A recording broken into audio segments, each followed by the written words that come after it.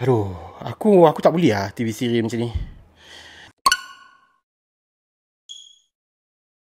Assalamualaikum dan juga salam sejahtera. Hai, kembali lagi ke Zaf Vlog. So hari ni kita nak buat sedikit review tentang TV seri terbaru di Netflix, iaitu Squid Game.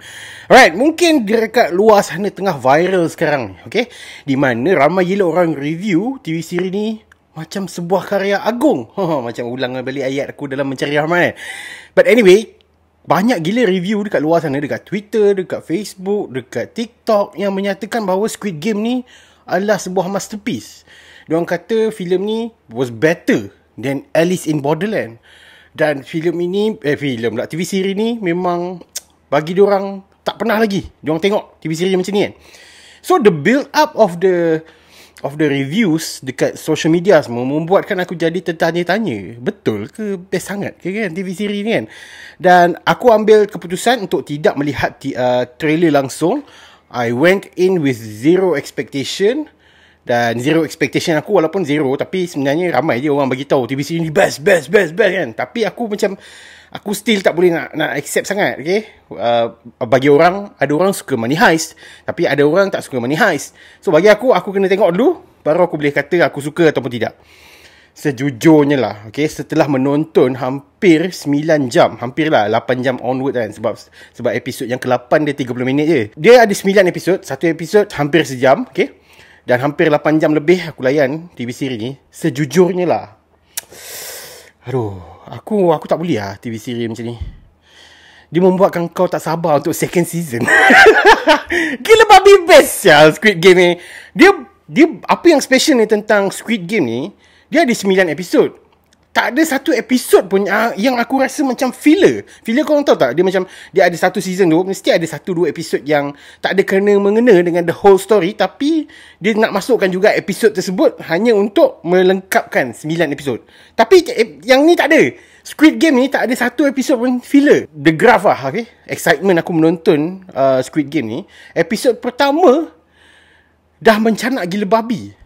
And then dah masuk second episode, baru dia start from bottom balik. Dekat situ dia build up.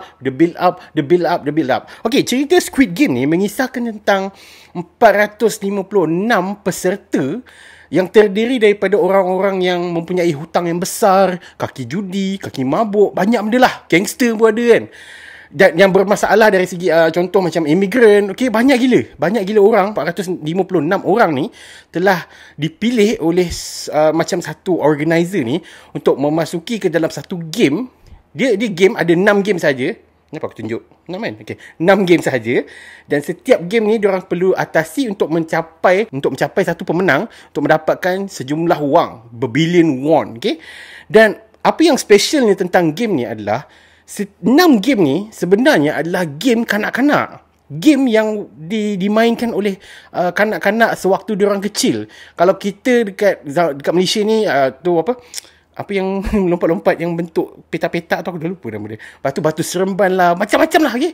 Baling selipar lah, apa yang tu aku dah lupa. Banyak gila lah. Aku tengok aku dah tua pun dah makin lupa game-game waktu kecil kan. Tapi dalam version ini, diorang ambil game-game kanak-kanak daripada South Korea. Daripada kanak-kanak di South Korea bermain game ni kan. Salah satu game dia adalah Squid Game lah, okay? Ending untuk episod ni bukan spoiler, memang dah nama pun Squid Game kan. The final game adalah Squid Game. Tapi setiap satu game sebelum tu memang sangat special, sebab ada certain games yang aku tak pernah tahu. Oh, ada game yang macam ni. It's quite fun. Especially episod 1. Lepas tu episod yang hampir terakhir, adalah beberapa episod yang games dia memang aku intrigue. Aku tak pernah tahu. Dan bila benda ni berlaku, dia membuatkan aku terfikir bahawa it was a genius move to insert the culture of kids punya games di dalam sebuah filem untuk adult.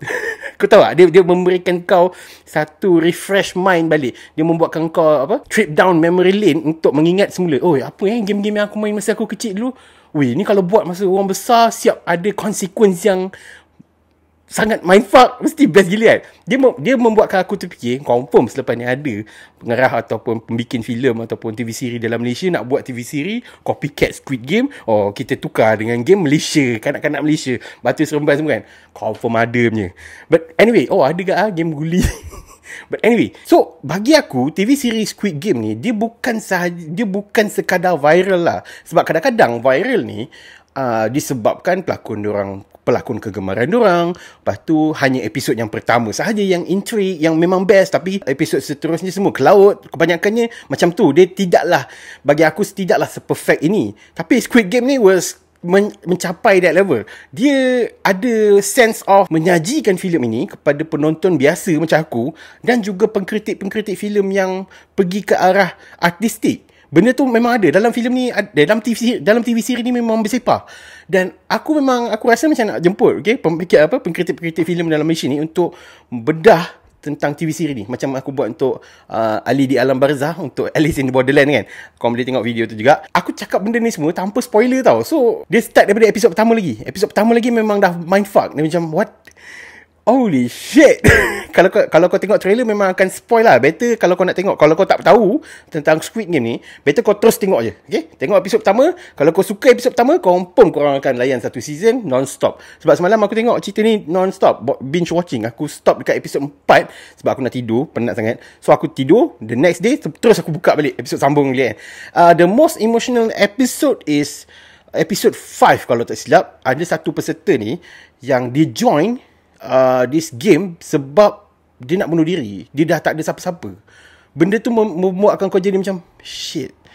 Dia membuatkan kau reflect balik. There's a lot of people yang hanya nak bercakap dengan kau saja. Dia orang mahukan masa dan attention korang sahaja, bukannya nak apa. But then itulah, kita masing-masing kena jaga sahabat-sahabat kita kan. So tiba-tiba menyelit public service announcement bagai. So dalam filem ni memang banyak gila dia sentuh aspek tentang kemanusiaan dan bagaimana dia cuba menyelitkan untuk memberikan kita kesedaran. Gila lah. TV siri ni macam gempak gila babi kan. Tak adalah. Mungkin bagi aku sajalah kot. Mungkin bagi aku TV siri ni dah gempak gila kan. Tapi honestly, sepanjang aku tengok kat social media, tak ada lagi lah yang kutuk Squid Game ni.